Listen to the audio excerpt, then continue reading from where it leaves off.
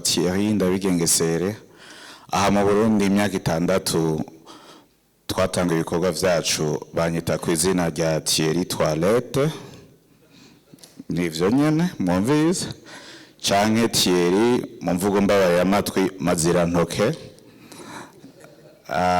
Reka ngarukirize nga muri introduction kugira sinje muri vyinshi bose mbona batangiye gufata amazuru.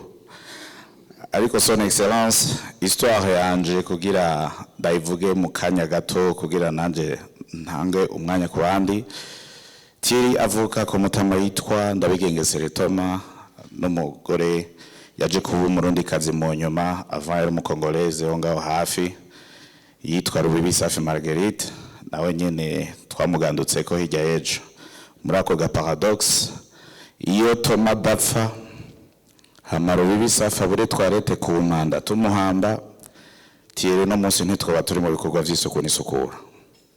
Umunsi duhamba papa maze imyaka 11 mba mu Bushinwa, mbayo mwavuze mu Bushinwa ndahimbagwa kuko ndi mu bantu bemera cyane ko nta murundi yabaye mu Bushinwa ari maboko, ivyo ndabibemeza.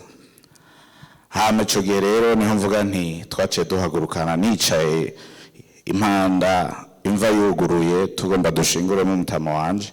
Mama gwaye diabete yabuze twarete, ambwiye ati reka nihagareke ntimanga nta matware tariho ushaka ubigenze gute. Ambwiye ati Thierry mwana ndagwaye diabete ntegeza kubirekura uko bije.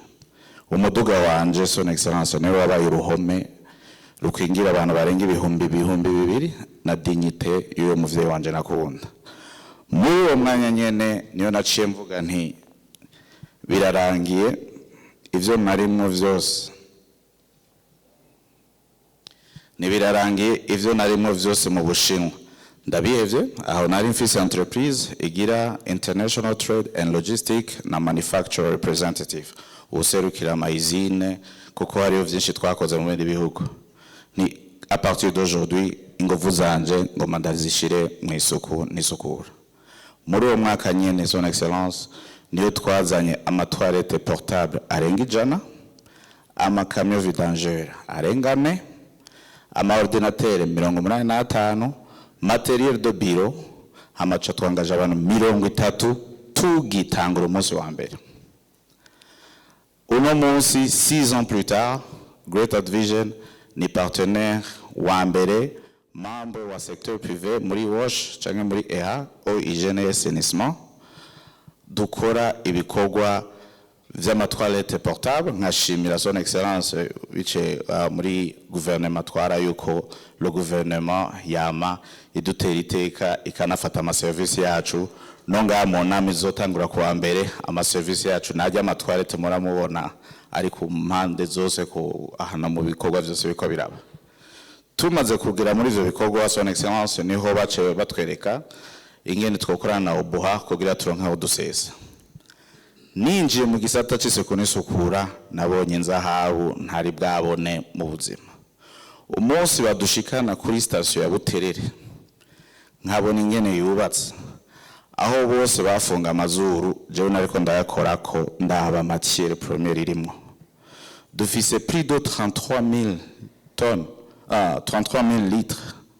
Ouais, quand ndavuga neza 33 000 tonnes ya mètre cube ya quantité iva mu bisagara ca Bujumbura bija hajya. Kuva ico gihe umwuka mpema ni usine de transformation de déchets humains en fertilisants. Tuca tugira ama études préliminaires twisponsorije kuko iyo utangiye kuvuga ibintu nk'ivyo bisaba kuja kwinyegeza ahantu ukiga hamugahamagara abahinga babishoboye hama maze kubona feasibility ishoboka niyo utangura kubitanga. Tumaze kubona yuko bishoboka ndabibukije yuko kuva 2008 gushika 2020 naba mu Bushinwa mbayo atari wa ndagenda kurangura garuka. Sinaba mu Burundi naba mu Bushinwa. Iyo mutama dapfa mama ngo abure toilette peut-être noba naramaze no kuronka nationalité hari y'Abashinwa sinzi ko banayitanga. Ariko kuva ico gihe niyo nace ntangura gukanaliza ibintu vyose mu bikorwa dukora. Byarampimbaye cyane kandi dafatiyo nakajyo ko ku bakeza son excellence comme arimo bwe mutwara Union Africaine mu mapiriye 10 mwihaye harimo isuku n'isukura. Nitwegwe mwagendeye muri rya foire yeruka kuba ujya mudamu n'umudamu dukorana atwara entreprise yacu ngahe Burundi nanje nkaba ndumworosha bikorwa mu isi yose byaradufashije cyane kubona mwarabishize imbere bijya bikorwa nkashima ko mwanasinye ijya décret promulgation de la loi de ya hygiène et assainissement moi impliquant le secteur privé.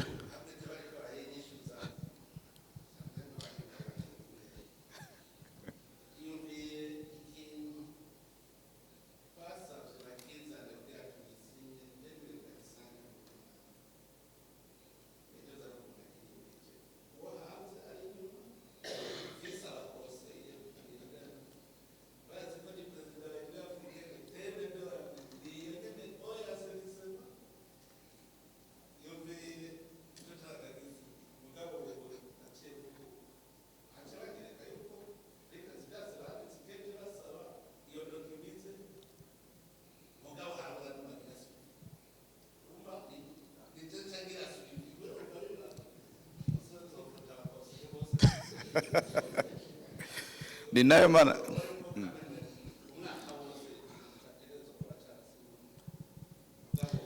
uyu butrorohewe burakoze cyane ngiriye ko rero ivyo vyaradufashije cyane so next kuko ama investissement yose twari twagize avant ko la loi soit promulguée yari muri risque ifare ko umunsi umwe muvyuka muvuga ati abantu bose batari muri baveyo investissement zacu zasa ziseseka mugabe Imana ishimwe yarabavugiyemo murabifata hama birahagarara hama son excellence ibikorwa dukora ntivyagize impact gusa mu Burundi kuko mu Burundi on a pu gutanga ubuzi ku bajene barenga amajanane hama les bénéficiaires de nos services sinzi umuntu yicaye ngaha mu Burundi atarinjira muri toilette ya Greater Vision kiretse atawurapfusha imyaka 6 iheze kuko ku mpanda aho bafise na bonus iyo ku mpanda zigiye ntiturisha kwa kubundi kwa babandi hama no hanze twarahamagawe na organisation ya COP30 nari mu ba paneliste kugira tuvugire igisata cy'iseko n'isukura nikindi cyabaye pacte présidentiel il y a conférence yabereye i Séville muri Espagne j'avais eu une invitation directe kubera ba UNICEF na za Banque mondiale zari identifié Greater Vision comme le partenaire muri secteur nous est privé mugabo hageze ko tugenda au niveau du ministère des relations extérieures urumva nticari bwashikiye ntibumve nyene bonatanga izina ryo umuntu atari mu diplomate kuja muri iyo réunion c'est ambassadeur Zefaya yambwiye ati tiere none ko baje yawe yaramaze ko kweri kutaje negira ifare yuko duhaguruka nka equipe tugenda twese muri Espagne ivyo urumva navuye muri Amerika kuko niyo sanzwe mba son excellence nje kugira tugendane na equipe gutyo nyene hama se ministre Alain Ndikumana yambaje ngo wowe urihe ko tutakora nerega ha muri ministère bambwiye yuko batashize kuri liste y'abagenda kandi bari babitanze so ayo mantuze ma impasse yose umva je suis pas impapuro ni bintu qui freine à ce que la voie de l'assainissement bivuye muri secteur privé bishika kure aujourd'hui son excellence tugeze non seulement que surtout muri Bujumbura na mu yandi ma province la défécation à l'air libre barashaka kubabwira yuko yagabanutse iyo abantu bafise ama croisade akomakome nk'aba Christ Ndikumana cyangwa abantu bafise ibintu bikomeye bafise 30 50 latrines mobile ziko zifasha abahari aho hariyo réduction ikomeye cyane muri défécation à l'air libre kugira habe tugabanye la pollution ntivyagarukiye aho comme nabaye mu Bushinwa imyaka 12 Amerika yarananiye kuba musono babesha parce que Amerika nibijya mwavuze icara tugwese ntuze sécurité sociale urye ntukwe kuruha hamwe myaka 12 uba mu Bushinwa uba wahindutse machine muri iyo myaka 12 Thierry Ndabigengesere niwe yari ya developé le projet ya mbere iri muri Thika muri Nairobi ya muze ya usine ya fertilizer organique nije nayi promotinze nyeneyo yararishe gusa mugaca ntwara abashinwa turabikora izini irahari ndaza kubabwira niyo ndiko ndaja kugira hama no muri Ghana de la même manière Kumasi niyo nyere twashizeyo izine ya déchets organiques niyo navuga nti ibintu ndiko ndagira hanze kubera ku munsi umwe ntobigira mu Burundi urumva Imana kubwira inyibira kabanga inyibutse ivyo nemeye niyo yaciye yica Mutama sinavuze ko Imana ari umwicanye yaciye mutwara hama la situation yabaye ku mpanda niyo yaciye inyibutsa maze kubona ijya station d'épilation c'était une confirmation dès lors naciye ntangura kuza ndapanga kamwe kamwe nimuka ubu officiellement avec ma famille umuzungukazi n'abana babiri b'abameti bari obligé kuzoza kuba mu Burundi à partir de l'année prochaine tugeze. Ce n'est pas longtemps son excellence maze gutahura bijya mwavuze ibijanye n'amafaranga akora muri macro project naratawe yuko amahera azoteza imbere Afrika bari yaranjije le monde wese barayakura muri Afrika kugira tuze gusaba imfashanyo ugufasha nawe ntagutungisha ari yaranja akagufasha ibijanye ejo zugaruke kumurondera. Icaka biri mvuga nti Afrika sinzi ko twagagombye kurevisa wanashaka na contrat ya indépendance turabivyarimo kuko quand tu fais une demande de l'indépendance uyiguha akuhanda indépendant bivanye n'ibimworohewe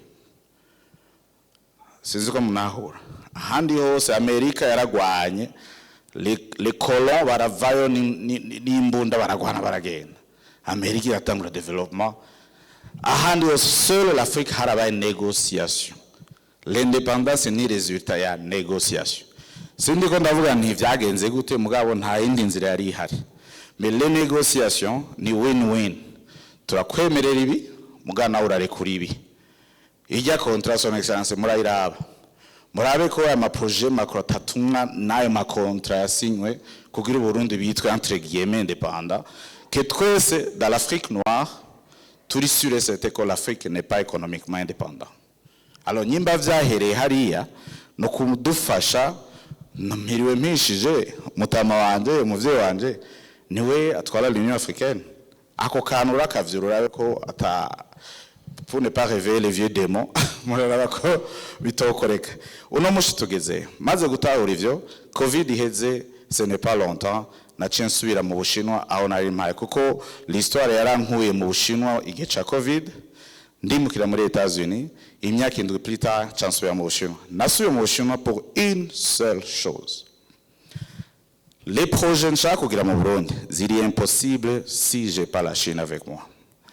Ica kabiri ntibishoboka ko amahera nkeneye ava mu Burundi non plus narahisemo kutarondera za AFC za Bank Mondiale kubikora naciye nkoresha ikigwanisho nzi neza nari mfise nubatse pendant 12 ans ubwizigigwa nakoranye n'abashino mu bwizigigwa turakora ama projet yose navuze vyari bikenewe rero ko nsubirayo avec iyo passeport y'ubwizigigwa mvuge nti désormais Thierry hari ibintu ashaka gukora mu Burundi kandi ndakeneye yuko iyi expertise twakoye hirya nino tuyitwara mu Burundi batushakike. Moi, je viens de passer 6 ans chaque kubaka usine ya transformation de déchets humains en fertilisants. Son excellence ntibatevye bace banyereka ama usine canke amanoze bubatse turagira tout de la Chine.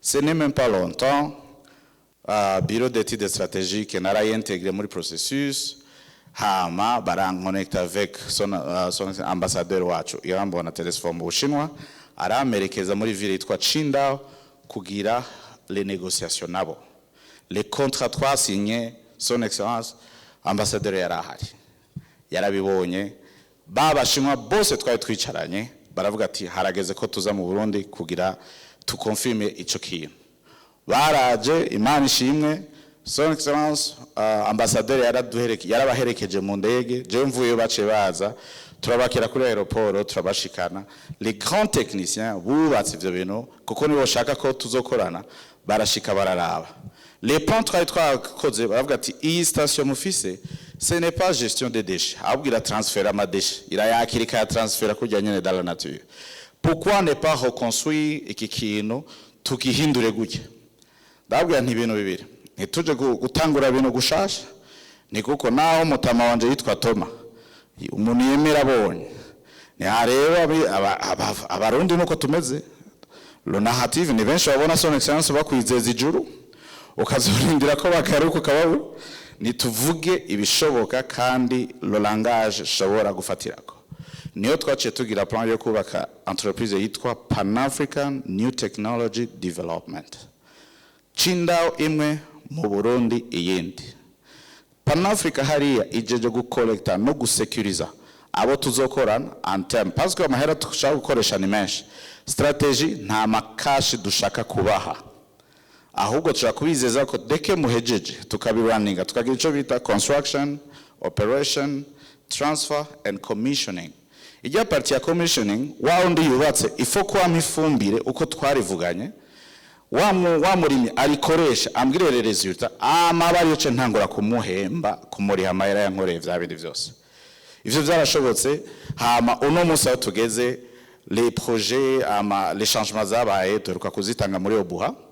Ubu tugomba twubake son excellence koko twararonse na ntuze ya autorisation de bâtir muri bikaduhura muri table ronde muri table ronde munambabaya muri table ronde mwaratwemereye terrain kandi Obuha ndayishimiye cyane yaradufashije ministre wa infrastructure ico gihe yari ministre paiement uno musi no ministre byaciye binyaruka best irikira bikurikirana hafi parce que tous les documents signés amanuzi vyose twumvikanye vyose narabitanze kandi ndakeneye accompagnement aho tugeze aho notre station d'épuration igomba igire ico bita potassium phosphore na azote tukoresheje ujya fumbire isanzwe ukoresha plus de 25 000 tonnes par an yifu mais fertilizer nini najya amazi tugomba de produire son excellence plus de 12 millions de litres, plus de 12 millions de mètres cubes ya fertilisant liquide. Hama dutangura kugurisha ifumbire ukoresheje jerekani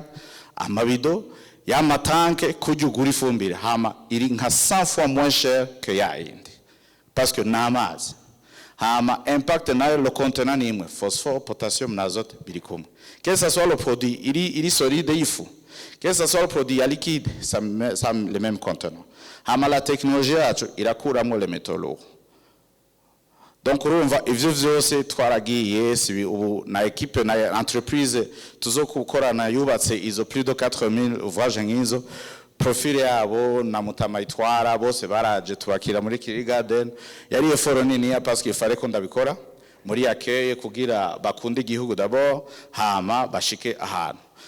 Son excellence pour terminer, Pan-African New Technology Development mu Bushinwa twararonse cicaro ahantu bita Cindaho. Gouverneur w'iyo ville yatubwiye ati mwebwe ivyo muri ko muragira birasaba yuko votre gouvernement Thierry ikurokoneza nk'umuntu ariko afasha leta yabo kuko nta kintu ushobora kubasinyira leta yanyu itavyemeye. Nashaka kwibutsa abantu nganishine ni pays communiste. Communisme c'est-à-dire quoi? Leta itarimwo ntavyo urimwo, point et trait. Donc uri muri Amerika ivyo biragoye kwinjira muga mu Bushinwa vyo n'umwuka uhema waguye ko ari wa leta. Donc vyose urumva biri dirige. Ambassadeur yaciye agira kano yaciye ahinyanyura kano kihuta acangira ubu tuvugana ndirokone muri ambassade y'u Burundi mu Bushinwa nk'umu consul honoraire pour les facilitations des investissements entre le Burundi et la Chine. Yaciye akanyarutsa aragaha umwaka kugira cenda gatanga comme ça gouvernement cinda muri Shandong ibinyarutse de procéder avec impapuro zo enregistrer l'entreprise. Bica biha icizere abashinwa twagomba gukorana bamwe bashiramo amafaranga muri entreprise hari abandi bavuga ati samayera mukeneye ubwo mukeneye amamashimwe. Donc équipe igomba yubake izo ouvrage n'ayandi ma projet de développement. Thierry nga mubona ahema développement. Son excellence politique ntayo nzi sino babesha. Nayo nzi. Iterambere ni Thierry ni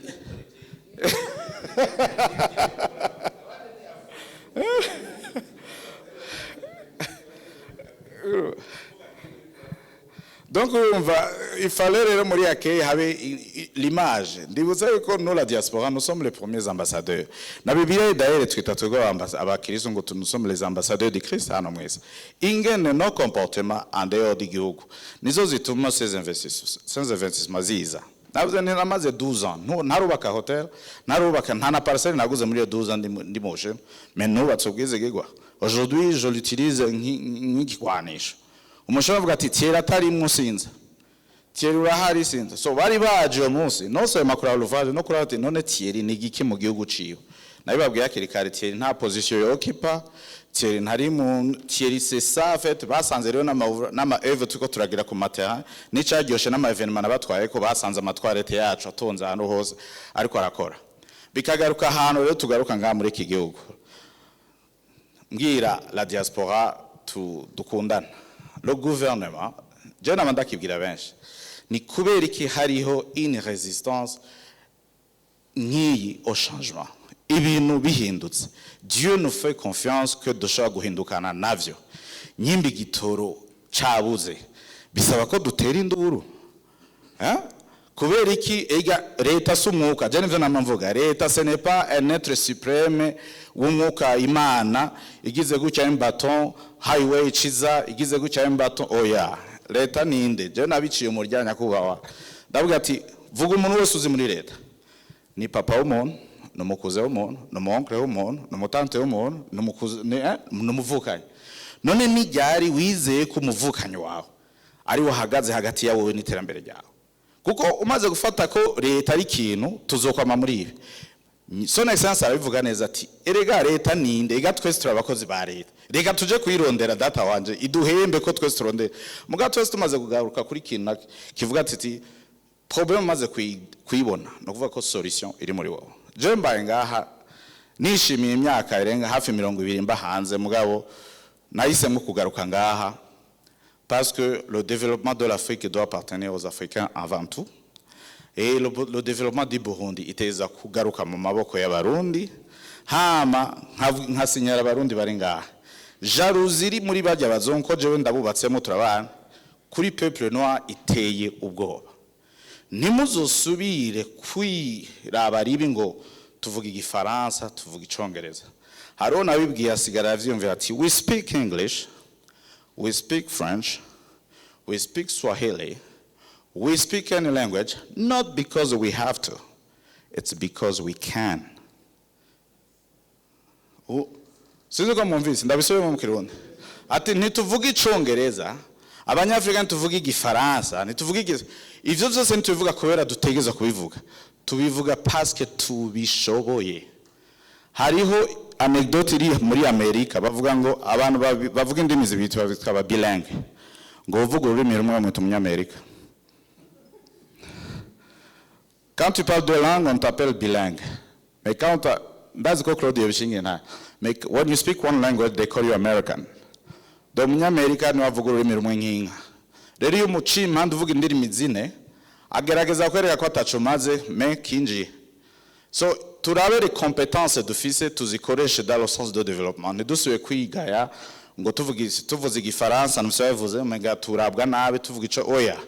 We speak those languages because we can. Bobo ntavyo bashoboye mu Faransa mubwira avuga icongereza muzokwiruka umwongereza mubwira avuga ifaransa muzokwiruka seul l'Afrique ni ifisi zo ndimi zose kombine hama mukibuka yuko le projet ya Tour de Babel yapfuye kubera indimi zatandukanye n'est-ce pas Imana yibishe kubera indimi yabitandu gusa hamwe umwe atange asaba itafari bakamuha amazi. Son Excellence kimwe no vuga mu madoléance kugira mpeze ntango umwanya ni bibiri mu ma contrainte nabonye kandi sindiko ndavuga umurundi de manière globale nasanze Burundi ububaka n'usambura baricaranye ivyo nabyo sigitangaza ni gwagwamfu n'ururo bibiri ivuga tera ururo ku murango umwasakaza gakubitamo gwamfu vyamera birasa.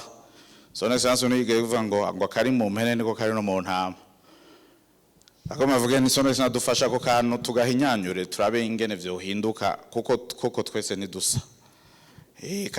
Akari mu mpene gashaka ko kari mu ntama muga hari inka mwibagiye muri ico giharuro ariho n'ibindi bikoko twifuza yuko uburundi gutera imbere kandi muri leadership yiwanyu Son Excellence turahari.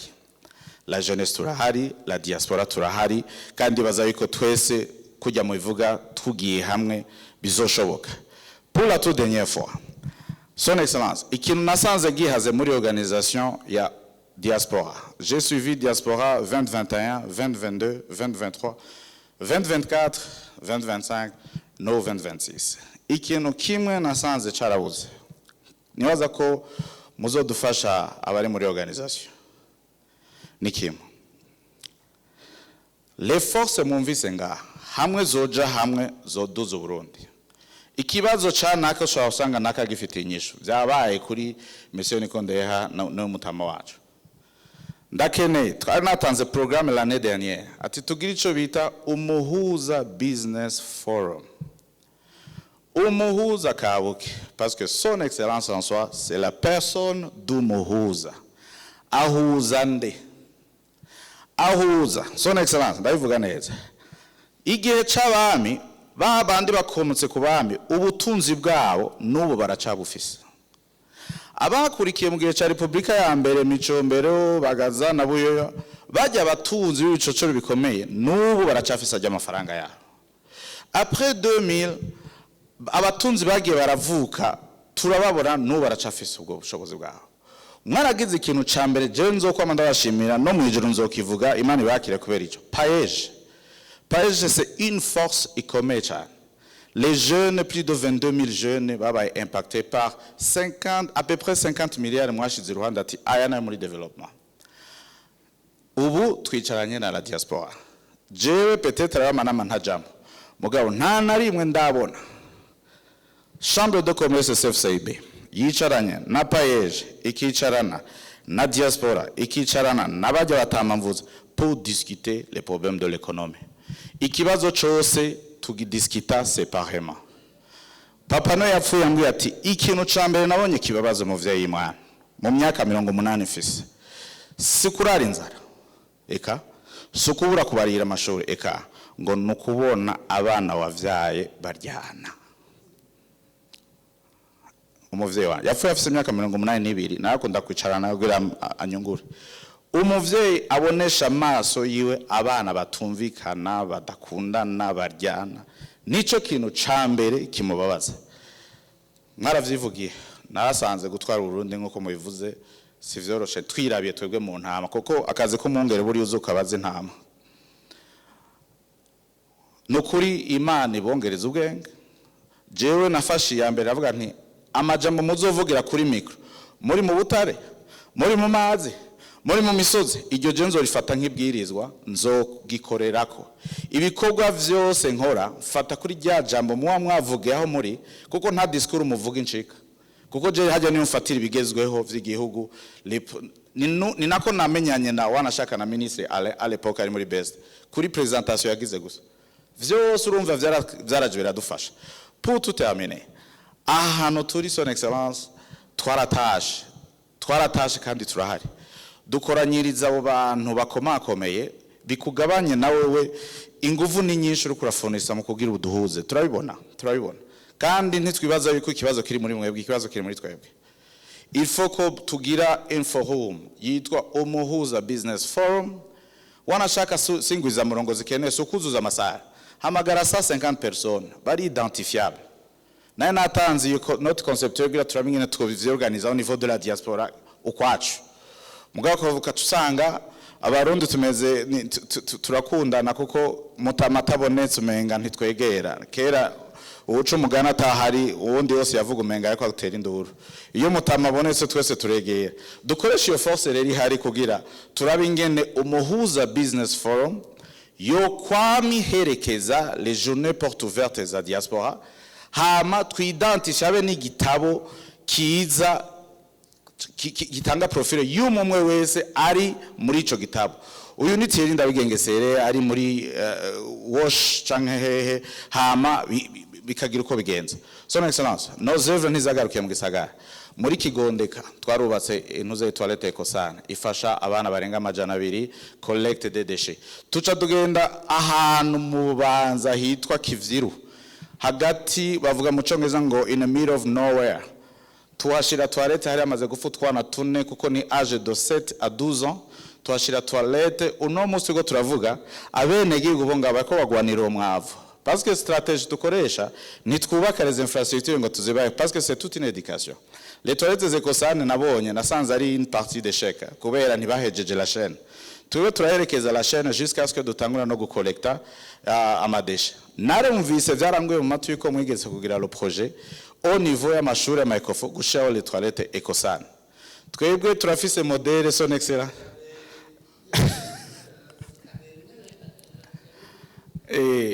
ujya turakora turi muri secteur imwe twebwe rero aho bitandukaniye nuza kompanyo kuko inyungu yacu tuza kwigabura n'umurimyi imfumbire harageraho tuyimuha n'inyimba waro w'imbura itoni rimwe zikaza ari 10 izo 8 zisigaye turazigaburamo kubiri donc on accompagne gutyo jusqu'à ce que l'éducation yinjira iciza cyaho hantu batangwe kuvuga ati ahubwo twigisha ingene tuvyubakira kuko twamaze kubona inyungu biduha nashaka rero son excellence au niveau de la présidence mu vyure ya projet bari barambwiye yuko ariyo projet mwari mwatanze barondera ba execute turashaka gukora na son excellence tukabafasha phase muradwa nk'akabanza tubereke phase juste pilote mubu déjà rero contrat de gusinya na UNICEF sur la phase période de la construction de latrines mobile Ecosan mu Kayanza tuzogenda murakoze cyane hariho rero ibikorwa byinshi ariko ari ikintu kimwe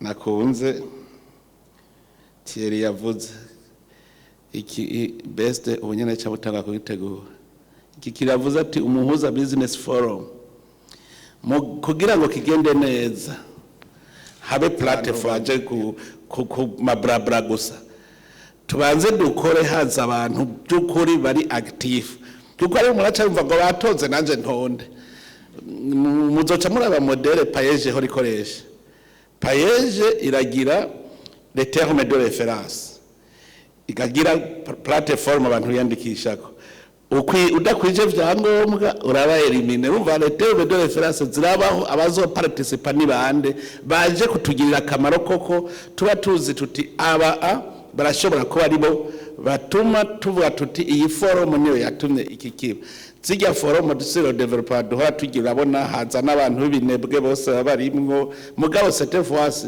tuvuga tuti iyi ni y'abagwiza tunga iyo tuvuza abagwiza tunga tuvuza abagwiza bukene kuko hariho abakomisiyoneri bitwa badandaza kuko abonye yungutse menshi agaca avuga ko ari umugwiza tunga si umugwiza tunga ni umukomisiyoneri kuko n'umuintermediaire n'abandiko ndabibasigurira ucuruza ibintu byabaye produit par wundi mugwiza tunga wewe uri umudandaza nturi umugwiza tunga n'ujya produit qui produit les richesses abo nibo baba aribo rero muzoca mu determiner les termes de référence tuce tugira mwugurure ntuze platform biyandikisha hamwe udakwije vyangombwa visible muzobwira les termes de référence abari we yandikisha ari uri ngaha mu gihugu hagati ari uri muri diaspora bose abayandikisha tugire iyo nama nibaza ko tugirira akamaro iyo bacikoreye umuzigo wa kahise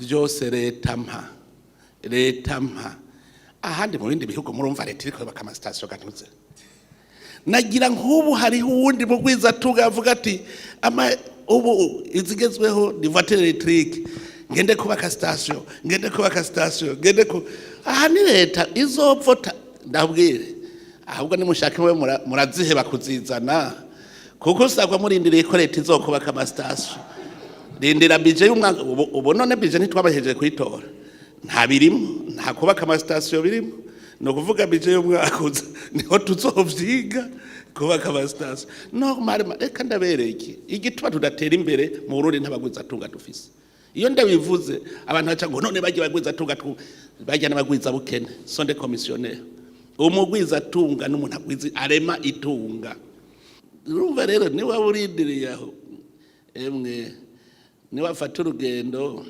uragura igenda gushika Gitega uri muri mariage entre tibirajaja hari abazifise ngaha sindumva bidoze dushaye duhamagara nta numwe afise wewe urayifise uridoga oya murakoze Jenny Evra Habyarimana twaragize on a investi ici mu Burundi haciye quelques mois twaruguriye la première station de recharge rapide pour répondre kuganisha ku byo muheje kuvuga yuko ma station atari ku bwinshi c'est vrai que misanzwe ko mu kuri waje kuyivuga iyo ni devoir y'aba investisseurs kati ko turahemiriza cyane abantu bashaka kuvyubaka parce que ugiye kuraba mpanda bibona ça fait amezi ane twuguruye ndabona abantu baza bamwe barashima cyane abandi barasaba yuko tubigwiza ningoga mugabo derrière c'est pas ko tutagomba kubigwiza, il faut aussi ko imiduga yinjira n'ibindi vyose.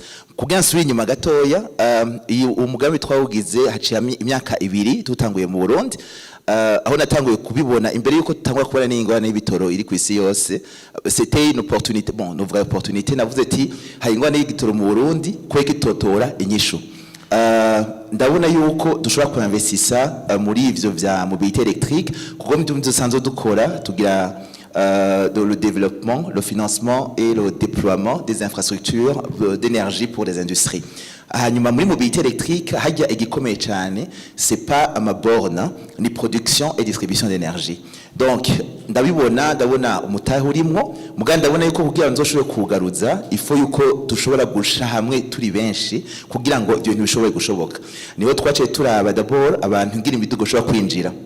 Twaragiye turaraba abajejwe bashobora ibi byo kwankuraje aba investisseurs, ndabwira yuko il faudra kuraba exonération y'imiduga électrique, kandi nkabandi bishima cyane gose ko byabaye voté récemment, aho bakuye batangwe bagabanya gato ubo baranabikuyeho vyose kugira bavyankuraje. Hanyuma ndavuga ati imiduga électrique il faut ko ibi mishasha, kubera itari mishasha batterie ntibifise garantie. Il faut que dushira un environnement de financement kugira ngo turabe ingene abagomba kuronka iyo miduga électrique bashobora kuba financer mu ma modèle bitwa bahanze murabizi vya leasing bitari bihari ngaha aya.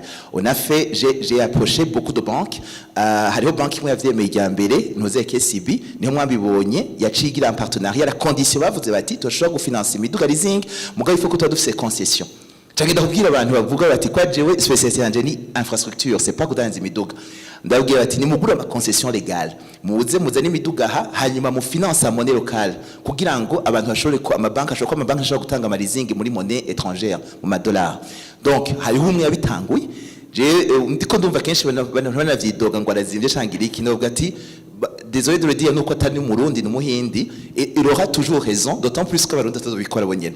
Donc il a fait marché araza aragira concession, ngira mwarabonye yuko ari wa mbere yatangwe kubigira kuvyekeye ama leasing imiduga. Niho rero twaciye dushiraho ya investissement ya mbere twibaza yuko bizofata umwanya kugira tumenyereze. Donc twuguruye muri mars dernier, haciye amezi 4, uno munsi tukaba dufite ico bita turi débordé, ngira baca murambona abantu bandongera amafoto nari ino ngo twacitse sopribu. Ndabikunda cyane ko abaye ko baratwankuraje, mugabo kenshi nuko benshi yuri kuri investissa hari ibintu byinshi ugenda uraraba. Ubu tugira extension hajya kuri station Kira, hanyuma kugenda guhumurize justement avant la fin de l'année tuzogira hazobaje Igitega ni corridor nord, Igitega Ngozi hamwe na Kobero.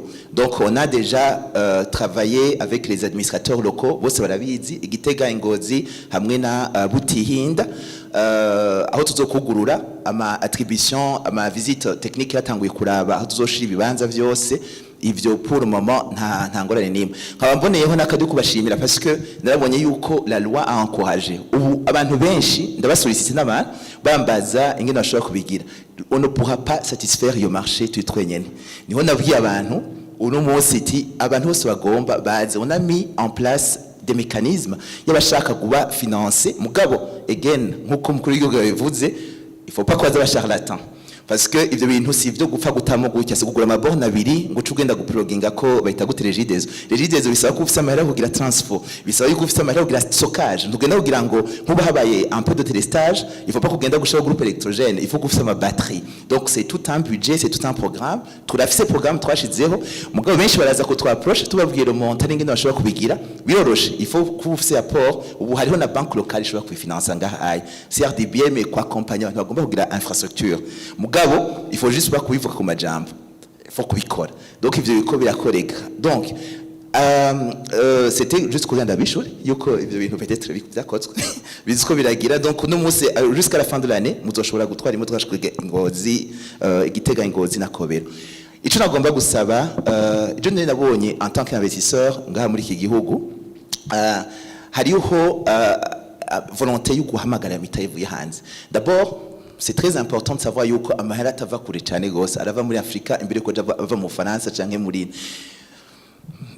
kuba bari muri Occident benshi barazi yuko ubu d'ailleurs Occident nta mahera gifise. Afrika amahera muri Afrika ahanini iya mu mabanki yo muri Afrika n'ayo bita ama banque de développement ari muri Afrika.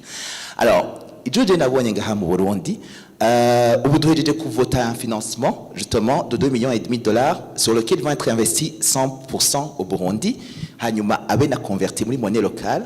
Iyo ivyo bintu kugira on a sécurisé iyo financement il y a 6 mois, donc c'est-à-dire validé. Mugabo kugira ashobore gushika mu Burundi il fallait des assurances et certaines compétences. D'abord mu Burundi ikintu je nabonye intambamyi vraiment ya mbere nitwa ko yuko yobe ikomeye ni uko dufise hariho akantu gato tutaratangura gukora ku bundi ko ndayivuga nda professeur ko mbonye mukuri kubabwira, c'est juste travailler sur la notion du risque pays. No kuvuga yuko abantu bazana amahera mu yakuye hanze murabizi. Notion de risque pays hariho ibintu byinshi Burundi bumaze gutera imbere byamaze gukora. Malheureusement on n'a pas communiqué avec les instances de notation de pays. Quel est l'incident bidutera kuri twebwe? Iyo uzanye amahera uyakuye hanze il faut kugira aya magaranti yose baragusaba n'ibiki byose rapatriement n'indika mugabo birakoreka aussi mugabo aza azimvye kubera amagaranti. Donc amahera ya levako ko bareva ku madette ku ma equity kenshi uzosanga kuri le montant de l'assurance de la garantie igera gushika sur 50%. Aho je maze mbwira ababijejwe ndamaze gusaba mubonano na ministre wa finance ndamubwiye yuko ubu kuri niveau tugezeko il y a possibilité d'améliorer la note du pays. Dushoboye kuyameliora hazoba gahengo cyane gose kuvyerekeye amafinancement ava hanze gato anava muri region ashika ngaha anya azimbutse. Ico ni cyambere. Ica kabiri hari ico bita manque de compétences ma banque commerciale. Nukuvuga mwandoze mukuru gwa ivuga mugabo mu bundi buryo aba banki yo ngaha hamenyere ikintu kimwe gusa nukuvuga n'umuntu akadandaza agatanga garantie hypothécaire akagira gute iyo haje ico bita ma trade finance ce n'est même pas que uvuga ati harabaye hariho manque de volonté des banques commerciaux. J'ai été approché critiqué de travailler avec une banque qui est CRDB Bank. Ce n'est pas parce que je l'ai choisi parce que c'est une banque étrangère, parce que ma banque publique est là, c'est les seuls aujourd'hui qui sont capables de structurer un financement et sécurisé au niveau de la région. La plupart des banques d'office no munsi ntibagira effort nyinshi barazi kudandaza peut-être je kugira ma trade yo ngaha mu Burundi ibikorwa bisagwa ama hypothèque n'ibindi byose mugabo hageze kuja hanze hageze ikintu cyose utwamagara baravyumva ko bakeneye guhamagara amahera ava hanze mugabo les compétences locales ntizihari. Ubunya tous les investissements que tu m'as dit jusqu'à 3,5 millions de dollars ont été facilités parce que mahana bava hanze ukinira banki yacisha commercial ntuyazana mu fuko uteza kuyatrasa bakayakira bakayavunja hanyuma akabona makoro ya patrimoine. Hariho compétences concours de compétences twarafashijwe cyane na compagnie d'assurance quand même. Hariho nka Sokabu yashoboye gukorera na assurance yitwa Africa Reinsurance kugira ngo bashobore kwerekana yuko bashobora kugarantisa ibintu ze by'iwacu. Ama banki commerciaux haracari ikibazo kinini ya cyane gose nukuri mu bintu ndazi ko mukuru wigeze uvuze ikintu baca bagikurikiza kenshi ndamaze kubibona.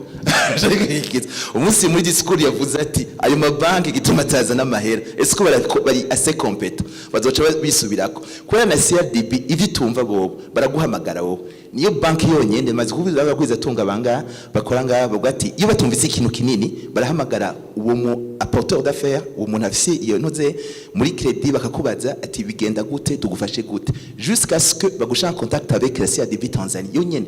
Bon alors ni facilité peut-être bafise ariko c'est regrettable que les banques locaux batagize effort et je l'ai toujours dit, j'ai pas peur de le dire ndabatsubwira abasiyo ma banque bari yizi nukuri on pourra pas évoluer mu gihe ivyo tugomba gukora biba ku majambo gusa ntibibe aussi mu bikorwa naho rica biza ntushobora kuza uvuga ngo ufite ama investissement ngo ugomba ivyo ugomba kugira hariho je n'ibintu bambwira vuga ati twotangurira ku tuntu duto no kuvuga kuzana 1 million 2 millions 3 millions 4 ibintu biri tangible.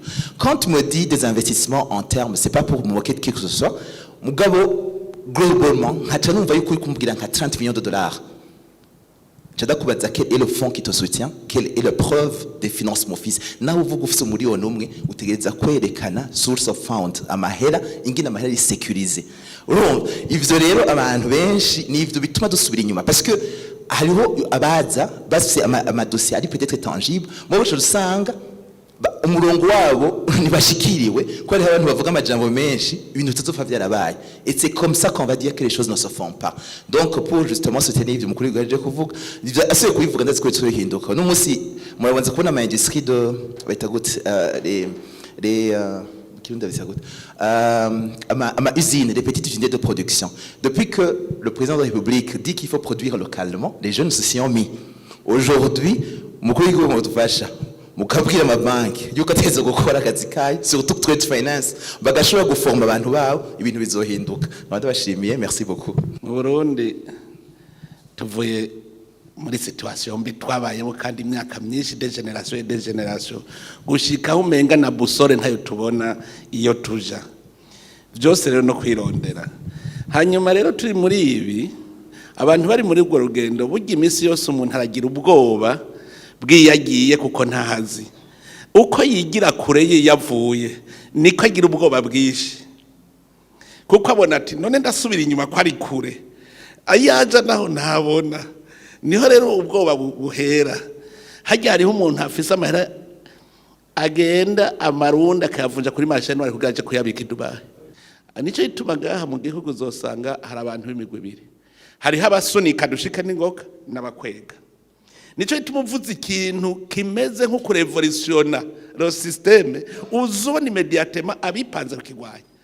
Aha tuvuze voiture électrique haca atangura indi campagne contre iratagura neza ngo ntibikunda kutavuga kuva ahubwo nyine iciyumvira umuntu akiri ko aravuga gutya ngo ntibikunda barakubwira bati ntibikunda iki ntigikunda neza ikintu cyose uzozana gishaka kugira akunguko uzobona abandi bace bakigwanya iki ntigikunda iki ntigishoboka. Urumva umuntu rero w'umunyabwoba yezita acagira ubwoba. Ivyo vy'amabanki uvuze c'est même chose. Aha no kubwira l'histoire des banques kuva 2020 ndabaziko ziteye n'ubwoba.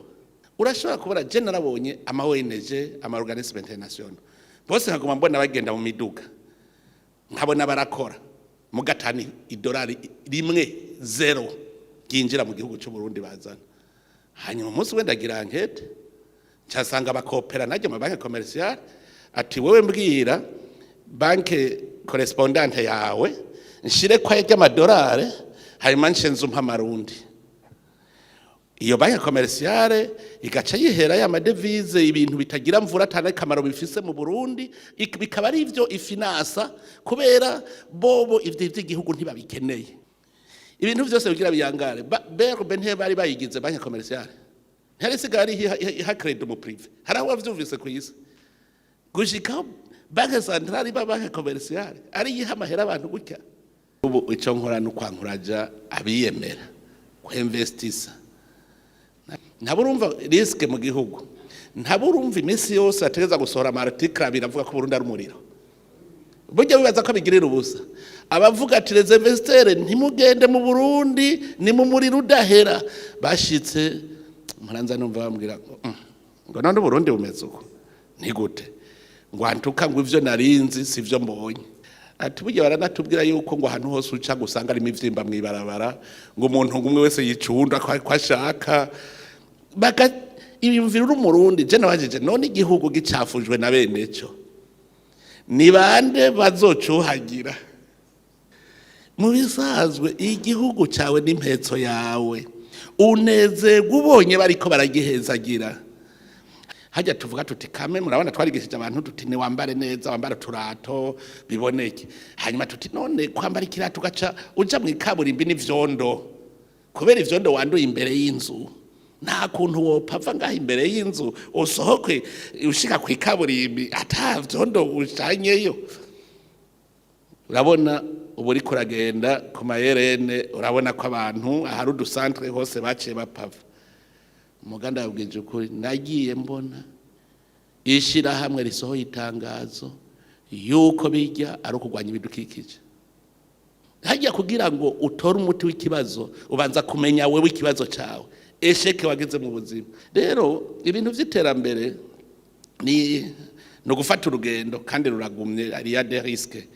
Nkobo rero abantu bari kuvuga bati sha hari ikindi kiraga kibonetse bavuze haza ama voiture électrique abandi bagacavuga ati genda mvumagira agasitasiyo kamwe ubundi ati naje ngira kandi ubundi ati ngira kandi gushika usanga ari twishi muga nk'uburindira ntubona ko buri kurapena uzozubona zaramaze kugwira ziciye haza izitagikwiranye n'imiduga zirenze ko gusa kuko babonye bati baratumaranya amahera uno munsi ntibariko baraza dutangura amakoperative abantu bavuze ngo ni ivy'imigambwe nca ndababwira ntibandanya nibabona harimo amahera bose bazoza kuvuga yuko rero bariko baravuga ngo ndazi ko ari ni nka kampanye mbere bose bakavuga ngo voiture électrique rero vumiriya no kuvumiriya ubu je no muri leta rega twavuze yuko atakugusubira kugura imodoka zindi mekaniki buni electrique nizo twavuze abibone ko na presidence ari presidence ariyo yafutanza akarorero kama voiture électrique rero ikintu gikomeye gira vision wandisipa imitego yose muhura ucurondera solution ntuze gukritika vuga uti ndabona aho intambamye umutego solution tuyihige ku barundi bose ku barundi twese mugira amahoro n'amahonda. Je nitwa Fabrice Manirakiza nkunze kuvuga ibyiyumviro mba mbona umenga ni ibyiterambere nk'uko bagira barabivuga bamwe babona ari iby'abasazi mugabo Imana ishimira bifashe bigashikwako kandi birashoboka. Rero mfatiye ku biganiro biriko biraba cyangwa ibyo twagiye turavuga intambamyi zagiye ziravugwa ni nyinshi kandi abe na jewe ndazibona mugabo jewe ndi ngaha mu nzira yo guproposa solution guproposa inyishu muri izo ntambamyi mu kiringo maze ngaha mu Burundi niko ndakorera aha no kwishingira intaye ko umwanya wose maze wabaye umwanya wo kwiga hari ibikorwa mwamubona tumaze gushikako ni bimwe muri byinshi twipfuza mugabo byinshi byabaye ibyo kwiga cyane cyane abarundi kuko abarundi birazi ko bagoye arabitwengera bibaze ko twenze ugasanga ni yindi affaire mu kiringo namaze muri Australia twari dukunze kuba twicaranye hamwe n'abandi bene wacu aba diaspora rero twaratukunda gutunga intoke uburundi cyane cyane uburongozi ku buryo nkunze kwivugira ati n'umuntu agize accident ari karamanuka ibugarama wacumenga ni leta yabigize rero ukacu usanga muri iyo myidogo turarana intuntu twirigwana intuntu mugabo ugasanga tuguma muri iyo comfort rero ngera hano mvuga ati erega iyo hinduka twipfuza ni twenyene dutegerezwa kuriba we need to become a solution arico gituma beshi n'ubu bamyita umwihevyi mu nzira y'ukuntu nashoboye kuresista muri ibi bikorwa by'iterambere. Now ngiye rero muri concrete ya solution ikintu maze kubona mu bihugu biteye imbere hari ikintu bita secteur public hariho na secteur privé. Rero ngahi wacu mu Burundi biratugora kubitandukanya ukaca usanga kubera kwinjira namwo uza gusanga abo muri leta bari muri secteur privé abo muri secteur privé bari muri leta. Mu gihugu ca Australia ibituma ico gihugu kibi cyambere mu bihugu biteye imbere nuko ba respecting izo boundaries ugasanga 80% ya production iva muri secteur privé. Ariko jewe mu byo maze kwiga kubona ngaha mu Burundi iyo 80% wanashaka irenga iri muri secteur public. Rero candaraba bivanye rero na bya bihugu mwage muravuga akaroro n'Ubushinwa akaroro n'iza Ethiopia biteye imbere mu mwanya mutoyi nuko vyivumburanije birabona iyo difference bica bikorera ku kintu novuga ati kiri muri cadre novuga ni nka communisme canke socialisme. Niho rero muri solution canke formule nabonye yo kwaplike kabinyishu y'ibibazo byose dufise. Narazanye ikintu cyitwa One Africa Investment Fund, ikigega kiri mu bwoko bwa mutual fund. Imbere y'uko byiyumvira nabyiyumviriye kera mugana avuga ati abarundi biragoye kubabwira ati dutangure ikintu atamugambi uhiye uboneka. Ico gihe nagize amahirwe ndo nka opportunity yo guproposa project yo kubaka isoko rikuru rya Bujumbura ngira imana leta mvyeyi leta nkozi iravyumva niho rero uwo mugambi wa One Africa Investment Fund waciye ukurira. Now iyo uravye ibi bihugu biteye imbere, for example niyo worabizi za JP Morgan ajya bayita ko ari novuga ati nibigega na Bank Mondiale ni kigega, African Development Bank ni kigega. Now uravye rero kuri definition twagiye turavuga canke nkunze kumva zivugwa, turavuga ikintu cy'aba investisseurs étrangers. Uwo mu investisseur aje ava hanze, ntaje kudufasha, aje kurondera inyungu. Tukaca twibaza ati dufata inyungu y'abarundi tuyibakuremo wa wundi azayikorere hanyuma yigire. Ndabona ati rero birakunda ko mu Burundi amafaranga ariho kujya mwagiye mubivuganye n'icyubahiro mukuru w'igihugu ko muri Ethiopia baprovye barekerekana ati ubutunzi buri ngaha nyene, amafaranga Burundi bufise, amafaranga abarundi bafise ararenze, ni menshi cyane. Ati gute ubu iyo formule yo kuvuga ati reka twugurura ikigega c'abarundi bose, atari ikigega c'umugango, atari ikigega c'ubwoko, c'umuntu wese yitwa umurundi, hanyuma ashoremwe umutahe kandi duhere ku mutahe mutoyi. Kuko ubwa mbere tuvyiyumvira baravuga ati reka tugire ku miliyoni 10 miliyoni, no ndavuga ati no, ndipfuza ikintu n'umuyaya canke umuboyi wanje ashobora gushora mu mutahe. Uwo mutahe tucatushira ku bihumbi 103 by'amafaranga y'amarundi.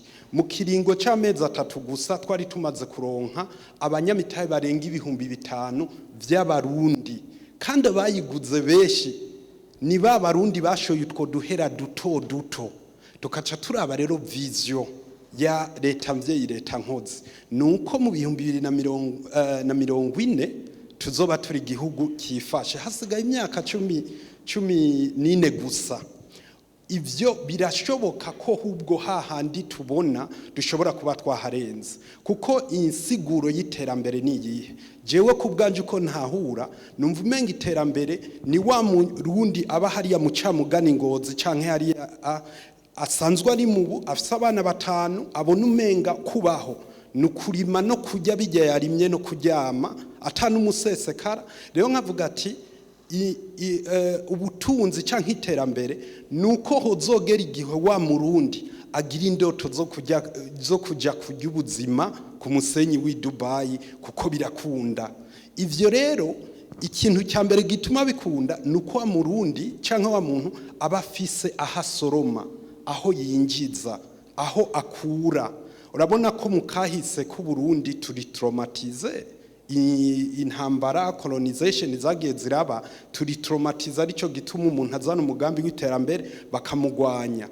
Ico kigega rero tukavuga ko abarundi niyo twofata abarundi imiliyoni 3 gusa bagashoramo ibihumbi 100 gusa, bya bindi umuntu ashora, bya bindi umuntu asororera umuntu ntanamenye ko yanabisoroye, bagashoramo ibihumbi 100 gusa, imiliyaridi ibihumbi 3, imiliyaridi amajana 3, I'm sorry if I'm wrong. Rijya soko rya Bujumbura niyo projet ya mbere mbo usibye chemin d'affaires je shobora gushingira intahe ko izozana inyungu, novuga ati y'umusesekara urenze. Ivyo ni vyigwa twakoze, leta mvyeyi leta nkoze yaradufashije, turavyiga turabibona ko bishoboka. Rero tuca tuvuga ati reka tumobiliza abarundi bene wacu, si ngombwa ngo turondere umuzungu ngo aze gushora imitahe. Ubu twariko turavuga aba investisseurs, ni kimwe natangwe mvuga ati umu investisseur niyo abo umunyamerika azazanye akarero keza twokaraba kuri Ethiopia kijya rujya rugomero baheruka gucompletinga. Egypt yaramanifeste iravuga ati ibihugu ntibibaha amafond, barabona ati birasa kandi twatangwe umugambi bacavuga ati reka twigirira ikigega cacu. Icyo gihe n'umwana agiye kwishura umubyeyi yamurungikanye 10 ryo kugura imbombo, yaca ku botika akagura umutahe muri ca kigega, baca baragifinansa bonyene mu mwanya mutoyi. Ico novuga ati mwarabonye ingaro. Ubu rero inyungu iva muri rujya rugomero na wa mwana wumve ya karite y'ubuzima ya wa wundi yarima, ubu arafise ahahembwa bivuga biti turashobora gukoresha iyo structure kuko ikintu nkunze gusigura ntihagire umuntu azokumva ngo ajya amafaranga canke kijya kigega ngo ni ca Fabrice no je nama mvuga ati yo yaba nironderera inyungu canke twironderera inyungu zacu igihe turonka iyo opportunity yo kubaka isoko twaca tuja muri Banki Mondiale atiraba twarose novuga ati project ariko siko twabikoze twavuze ati reka tugire ikigega c'abarundi kandi duhereye muri bwa buto bwacu twese dushiremo ivyo rero kugira bikunde ndabona neza ko leta mvyeyi leta nkozirikira dufasha imana yihezagire cyane mugabo mubandanye mudushigikira cyane kugira abantu batahure ko atari ibintu by'umuntu ibi rero bibaye canke uko tubibona biri muri ya cadre ya secteur privé kuko urabye ivyagiye birakogwa canke ko abantu bamaze kwiyumvira babona umenga bashoye ibintu ahantu ni intererano twe keshi turatukwa turavumwa ko turabaye escrow bivanye n'akahise kagiye karaba mu Burundi muga tukavuga ati ni murindire mu ntambamye nyinshi zigenda ziraba wanashaka dufatiye kuri ibinyene by'ibigega canke dufate nk'ibi turiko turakora nk'iyi project y'isoko yari iciye mu kiringo kingana n'amezi 5 twarabuze novuga ati twarabuze inyishu tugashikira babijejwe bakatubwira ati ni murindira ibyo sino bigarukako muga nkagaruka muri kimwe perhaps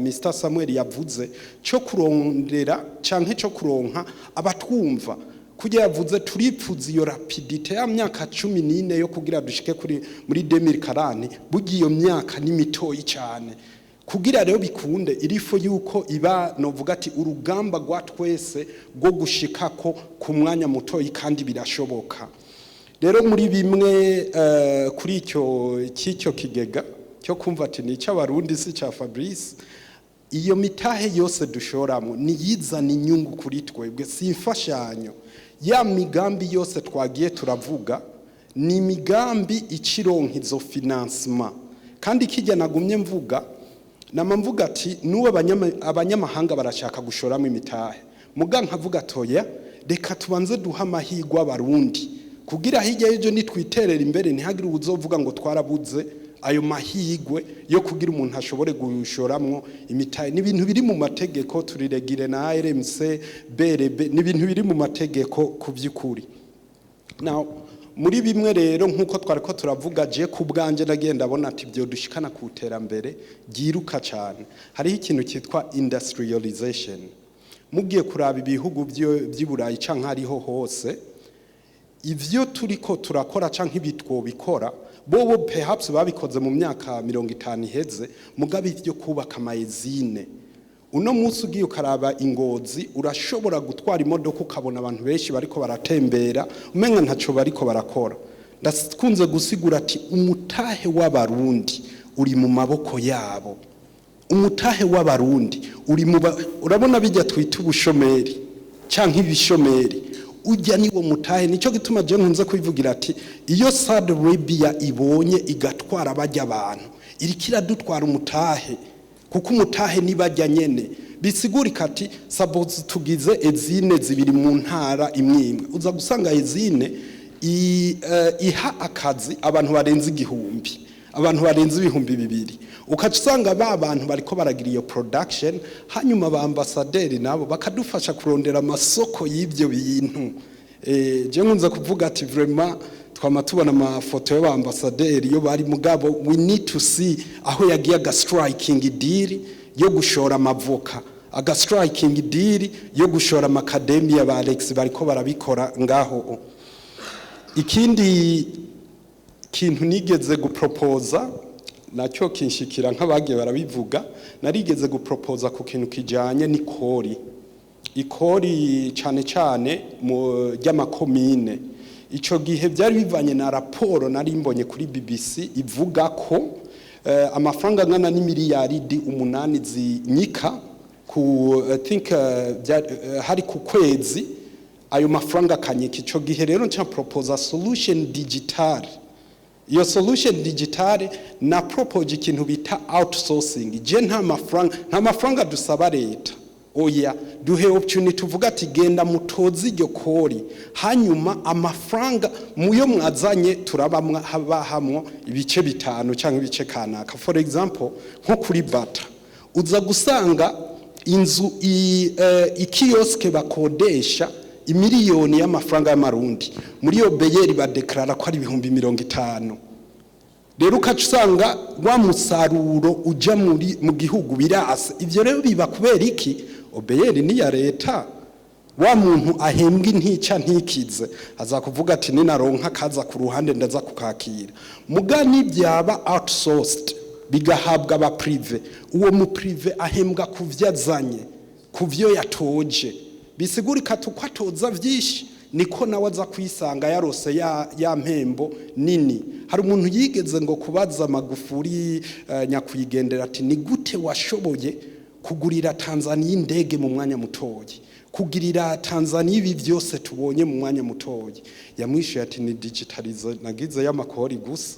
Rero iyo project narigeze kuyiproposa mugaha cahaza abantu nyene bambwira ngo reka turiko turabiraba. Hari wavuze ngo wait and see, bambwira ati ndindire birazimangana mugabo turotsa ayo mahigwe turashobora kugupromesinga son excellence umukuru w'igihugu cyacu dukunda cy'u Burundi ko ubu Burundi hajya wifuza ko uburundi bugera turahabona nk'uko habona kandi twohashika nk'aba diaspora. Mugabe izo ntambamyi perhaps turosa abo bantu batwumva kubera ngira mwagiye murumva ingorane ahicigaruka. Hari ikindi gitoyi nashaka kugarukako kijanye no kubaka ibisagara, bagiye barabivuga ama initiatives n'inyimeshi yagiye aravugwa. Mugaje nakumye mboroga kuva kera ntibikunda ko twokubaka ibisagara tutagize ibyo bitama master plan.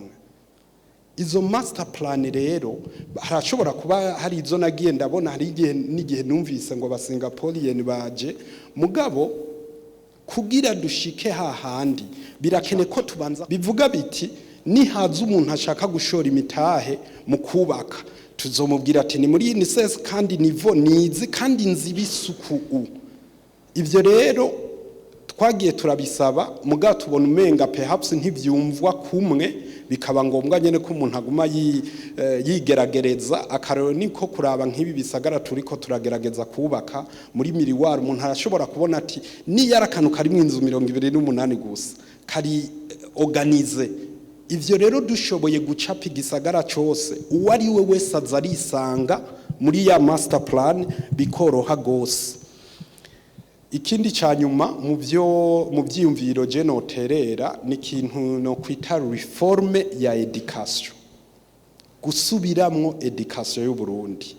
Je namye namaniyumvira ati hariho ukuntu nyene icubahira umukuru w'igihugu yamavuga ati none ko mu Burundi hari abatama bagira ubutare canke bagashongesha ivu hanyuma hakavamwe icyuma bagakoramwe icumu rigategwa, birihe? Maze kuvyumva son excellence mubivuga keshi mugana ubu ndacarindire ndavuga ati nabikoze ndamubura. Rero nkaca mbona ati turavye neza hariho uburozi umukoroni yashize muri education y'u Burundi. Ubwo burozi yashize muri education y'u Burundi ni bwa bundi nuno munsi twumva ngo ururimi officiel rw'u Burundi ni Gifrasa.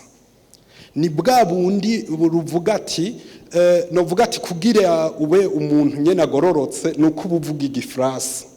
Rero maze kubibona uko nkavuga ati birakwiriye ko ngaha mu Burundi aba intellectuel muri education bosanze ibintu tukabisubira mu bushasha, bigasubirwa mu bushasha tukaraba ati ya formule yakora 10 yagenda gute, twandika igitabo cyayo abari ivyo du promotinga nayo ubundi ubaho uko biri. Umenga hariho ahantu mu gitabo hari handitse ko Burundi buri mu bihugu bikenye cyane. Sinzi ko ico kintu cyo cyaravuyemwo mugaje nibaza ko cyo bakikirimwo. Bivuga biti izo ntambamye turazibona tukaziganira muga none action yo kuzivamwo ibajyari ifatwa ryari.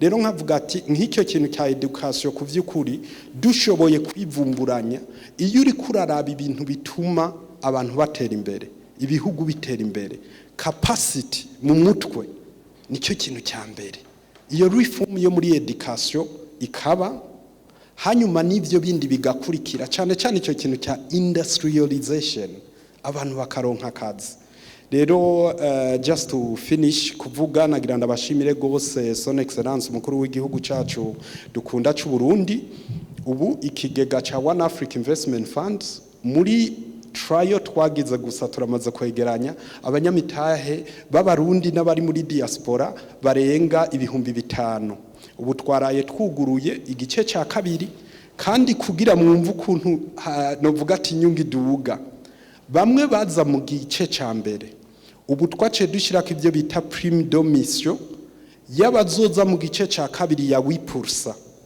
Abo rero bazoza mu gice cya kabiri iyo 8% izoza kubaje ubwa mbere bivuga biti ibi bihugu byose biteye imbere burya iyi financement y'amabanke ni classique ubu muravya aho ibihugu bigeze they are moving ku byo bita financing direct they are moving ku byo bita asset management kuri ivyo rero tujanye n'ibihe birashoboka gose rero je kubganje ndashima cyane gose ukuntu leta mvyeyi leta nkozi bandanye dushigikira utwo n'utwiyumviro tumwe mbona umenga byo dufasha mugaje nkunze kuvuga ati n'ubu nyene no kwigira igisabo cyo kuvuga ati igisabo cy'ubusazi bwanje no vuga ati ndisabiye nguru ubushomeri bwose mu Burundi ubushomeri bwose buri mu Burundi hanyuma ndabwamortise mu myaka 2 kuko jewe ababona ubushomeri